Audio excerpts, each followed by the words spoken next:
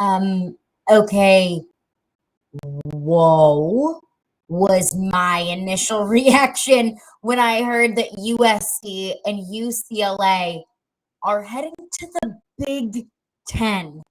There was a Pandora's box that was open not too long ago, and I fear that college football is changed forever because of it. Is it for the better, for the worse, or is it just changed? We'll break that down on today's edition of Locked On LSU. You are Locked On LSU, your daily podcast on the LSU Tigers. Part of the Locked On Podcast Network. Your team every day.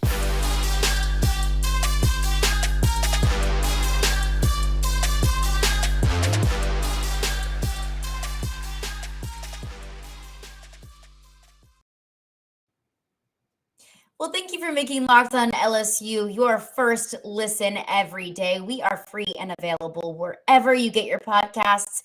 My name is Caroline Fenton, and I'm your host, as I am every day. I graduated from LSU just a couple years ago, and I'm now a sports talk radio host in Nashville, Tennessee for ESPN 1025. The Game, and a freaking nuclear bomb was dropped on the college football world earlier on Thursday. The news that USC and UCLA will leave the Pac-12 and enter the Big Ten in 2024. I mean, I have a million questions, a million thoughts, a million takes, and just a cloud of confusion and excitement and nervousness and all of the above, all of the emotions about this massive move that USC and UCLA are heading to the Big Ten. And it's not just that. It's because it is a sign that there is a seismic shift happening in college football. And it was a move that was really, it was made a catalyst by Texas and Oklahoma joining the SEC. And of course, conference realignment is not something that is new to college football. The Big East, for example, is no longer a thing because of conference realignment.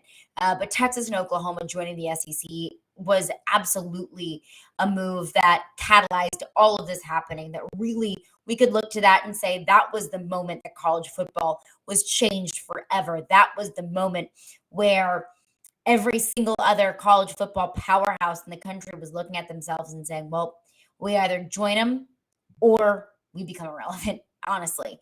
But here, I want to first and foremost, I want to go over all of the terms and exactly what this move looks like. So where it stands right now, USC and UCLA, which you could make the argument are two of the Pac-12's largest brands, biggest cash cows. Of course, you could look to Oregon as well, but you look at USC and UCLA, the endowment that both of those two schools have, being in the market that both of those two teams are in LA. I mean, they're the two biggest cash cows of the Pac-12. And it was the same thing with Texas and Oklahoma. Those two teams carried the Big 12 on their backs. And without Texas and Oklahoma, there is no Big 12. Oklahoma State and Baylor and all of these other teams in the Big 12 become significantly less exciting whenever they're not playing Texas and Oklahoma each year. But on Thursday, USC and UCLA made the announcement around Thursday afternoon, midday-ish, that they would potentially make the move. And then on Thursday night, it was announced that USC and UCLA were approved by each of the Pac-12 presidents, each of the schools. So it was a unanimous vote in the Big Ten.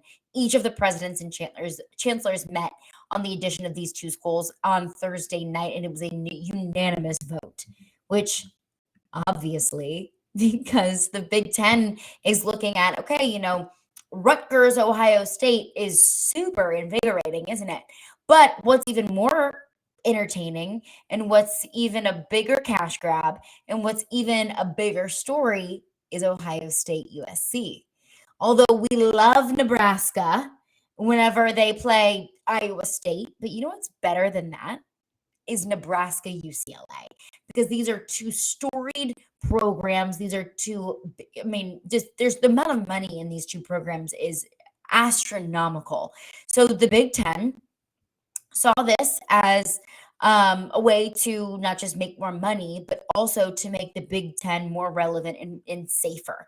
Because I think once Texas and Oklahoma joined the SEC, I think all of the other conferences were looking at themselves thinking, we have got to step up our game big time. And that's exactly what the Big Ten chancellors and presidents saw as an opportunity to not just expand their conference, but to strengthen the conference as well. So again, the presidents and chancellors unanimously voting in UCLA and USC into the Big Ten. Also, let's just talk about the fact that this just makes zero geographical sense whatsoever.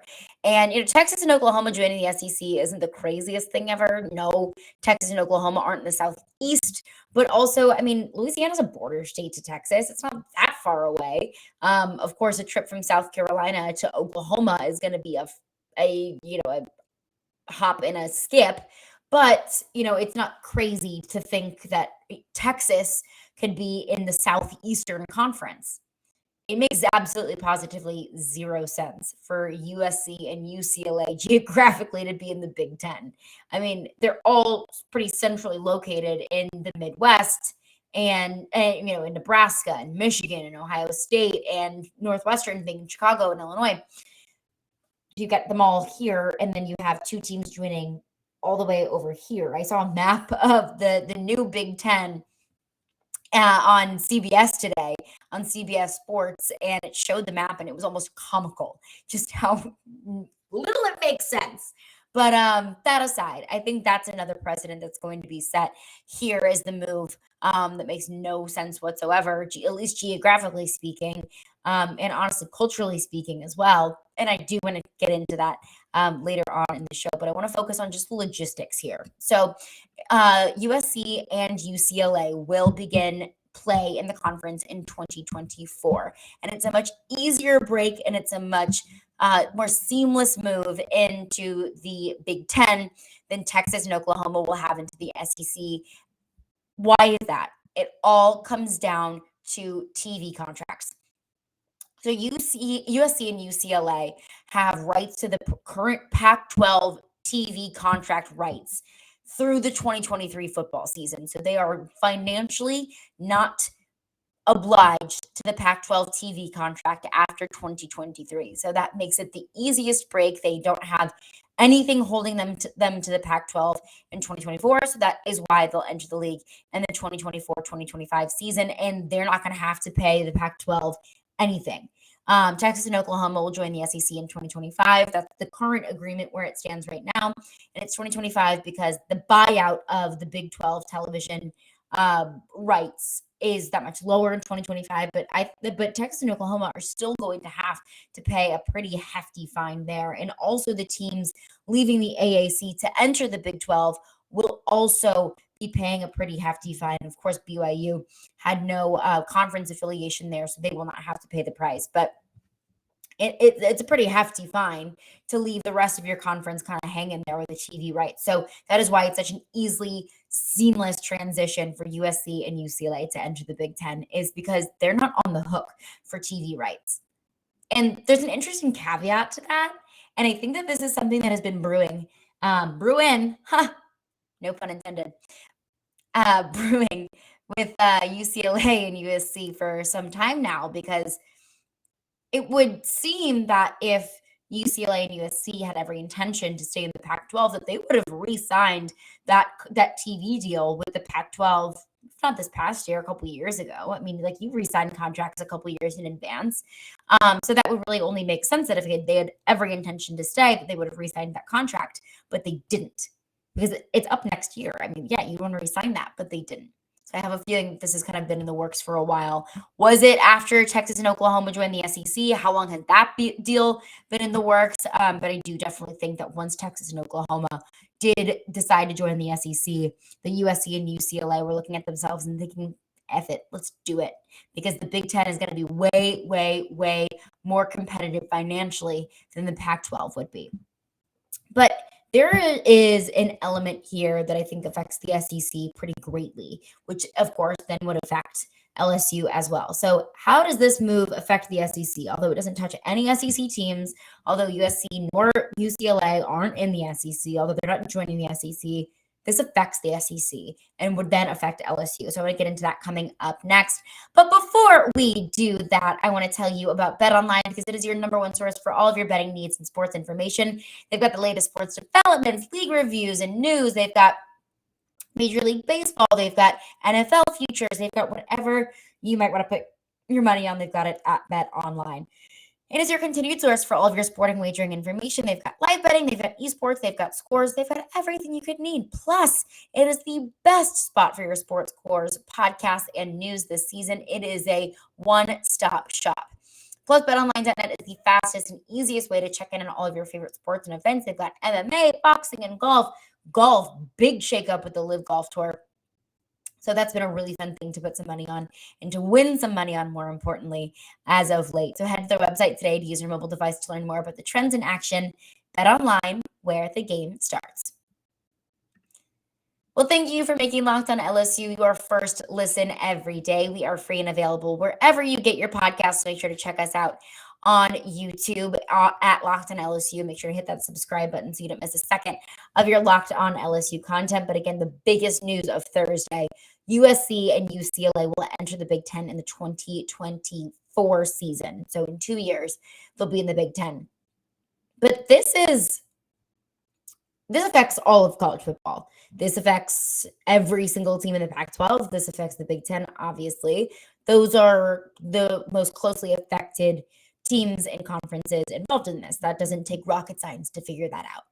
But what I think is interesting here is that it also affects the SEC because Texas and Oklahoma decided to join the SEC about a year ago, which was a massive, massive move for both of those schools and also for the SEC as a whole as well. And I think once that move happened, I just dropped my mic. Sorry if that totally scared you. I'm so sorry this is happening. Okay, I think I figured it out. I am so sorry. My bad. I'll continue. This also affects the SEC as well because it essentially forms two super conferences between the SEC and the Big Ten. You look at the biggest properties in all of college football: Alabama, Ohio State, Michigan, Texas A&M, Florida, Georgia, LSU, Nebraska, Texas, Oklahoma, USC, and UCLA.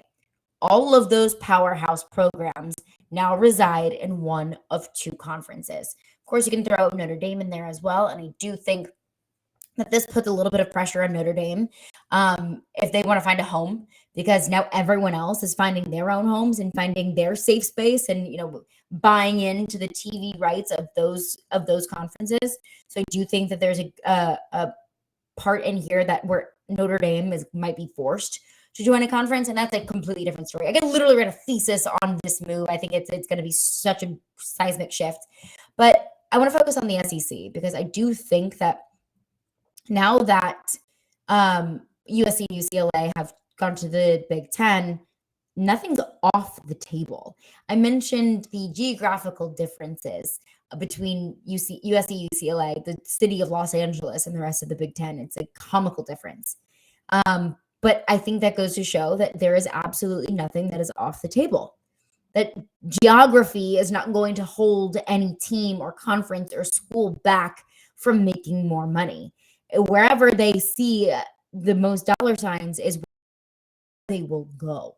So nothing will here. So considering a massive super conference where the Big Ten and the SEC join and potentially throw Notre Dame in there as well, I don't think that conversation is off the table. In fact, Nicole Auerbach tweeted out just a couple hours after the news broke that USC and UCLA were going to join the Big Ten. I think that news broke around, let's say, 11 o'clock noon today Central on Thursday. This was at 1:12 p.m. Nicole Auerbach tweeted, "Just got off the phone with someone who believes this eventually leads to two mega conferences, the Big Ten and SEC, with 20 or more members apiece." 20. I thought the addition of Texas A&M and Missouri was a little bit overkill. Let's add even more teams in there. So this could be a marriage between the Big Ten and the SEC, where the biggest powerhouses in college football join and play year after year, or this could be where the Big Ten and the SEC just get stronger and stronger and stronger. Because you could look at Oregon, and you could look at Clemson, Notre Dame, other really big powerhouse football programs who are now left in conferences that, don't do much for you. With USC and UCLA out of the Pac-12, who is going to be Oregon's big time, big ticket game each year? Utah? No disrespect to Utah, it's a great football program. But beyond that, what loyalty does Oregon or Washington, for that matter, Washington State, what loyalty do they feel to the Pac-12 whenever they're not getting the payout that they've gotten in the past? And again, this is all about money. This is all about, not necessarily winning a college football championship, which I want to get into later on in the show, but it's about winning championships. So how does that affect the SEC? Because now the SEC has proven itself to be the trendsetter. Now the SEC has said, look, we have run the table on the field through pretty much the entire history of college football. Now we run the table business-wise. Greg Sankey has got $2 signs in his eyes, and he's looking to see where he can pump the most money out of SEC football. So, like I said, absolutely nothing is off the table. So what's coming up next? Is the SEC going to extend an offer to Oregon and Washington, to Clemson for that matter, to Florida State for that matter? Because at this point, why not? It's just a cash grab for these conferences, and it's, which networks are going to be more interested in carrying each conference, because adding USC and UCLA instantly makes the Big Ten a lot more valuable. And it also makes those programs a lot more valuable as well. They have more high-end competition. Ohio State is one of the best programs in the country. Michigan is one of the best programs in the country. Nebraska, albeit it's a team that has underachieved over the past couple of years, it's still an elite college football property. So what is more valuable to TV networks? Is it UCLA and Oregon State, or is it UCLA and Nebraska? And that's exactly what I see here. So how does that affect LSU? How does that affect the SEC? Because the SEC has proven itself to be the trendsetter about decision-making in college football. So what comes next? A mega conference, a 20-team SEC, a merger with the Big Ten, where the Big Ten and the SEC branch off into their own division of college football. They branch off away from the NCAA and they compete for a completely different conference championship, because that's where all the money resides anyway. I don't know. I feel like my head's going to explode with all of these possibilities. And I think it'll be really interesting to see kind of what unfolds after this. And with all of these scenarios going on in my head, it's a little bit overwhelming. I don't like change, and change scares me a lot. And this is a massive change in college football. But is it a good change? Is it a bad change? Or is it just simply change? I want to get into that coming up next after a couple words from our sponsors.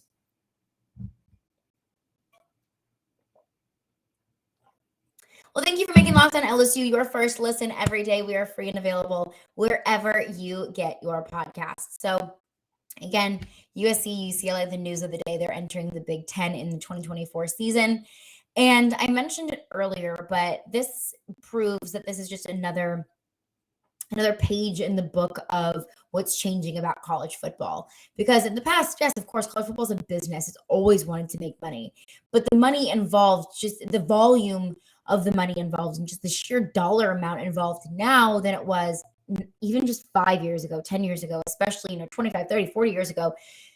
College football is so much more of a business. It's so much more of a cash property.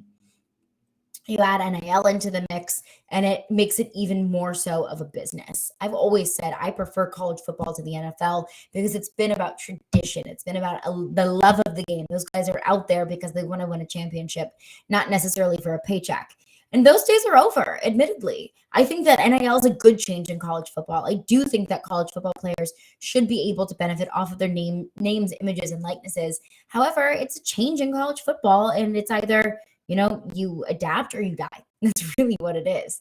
So I asked the question, is this a good change, a bad change, or just simply a change? And if you're like me, and if you hate change, and if you like the way that LSU, college football has worked in the past, then yeah, this is probably a bad change for you. But this is an inevitable change. Everything is moving toward being, simply a money grab. And that's okay. That really is okay. It's going to be a big change. And I truly believe that college football as we know it is completely over. And we can miss it and we can look back on it and look back on the quote unquote glory days of college football, but everything's changing. And I think we all knew that it was just a matter of time until it was going to happen. And it's two teams moving to a different conference, but it means so much more than that, because it just proves that college football teams, the end goal is no longer competing for a championship. I made that argument once Texas and Oklahoma joined the SEC, because their path to a college football championship just got so much more difficult by joining the SEC, because you're no longer playing the Oklahoma States and the Baylors and the West Virginias of the Big 12. No disrespect to those college football programs, but they're not Alabama, Auburn, Texas A&M, Georgia, Florida, so on and so forth. The SEC is the most competitive and the most difficult conference in all of college football, and I don't even think that it's close. So Texas and Oklahoma joining the SEC was nothing but a money grab, because why would you join the SEC if you wanted to win a championship? We make that argument a lot, when we were talking about conference realignment. It's like the fight for Vanderbilt, because all of these SEC teams wanted to have Vanderbilt in that 3-team permanent rotation if the SEC does choose to adopt a 9-game conference schedule. That every SEC team wanted Vanderbilt in their 3 permanent team rotation, because that made their lives easier. Because that is, what the end goal is, to win an SEC championship and to ultimately compete for a national championship. And having more difficult opponents doesn't give you an easier ride.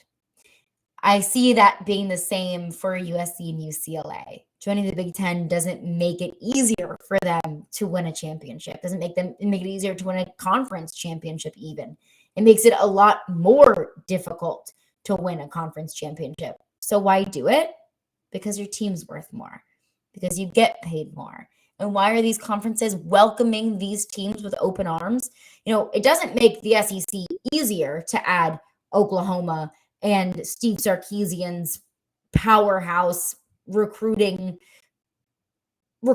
come into the SEC. It doesn't make the SEC any easier, but those properties are worth so much. So why would you turn down more money?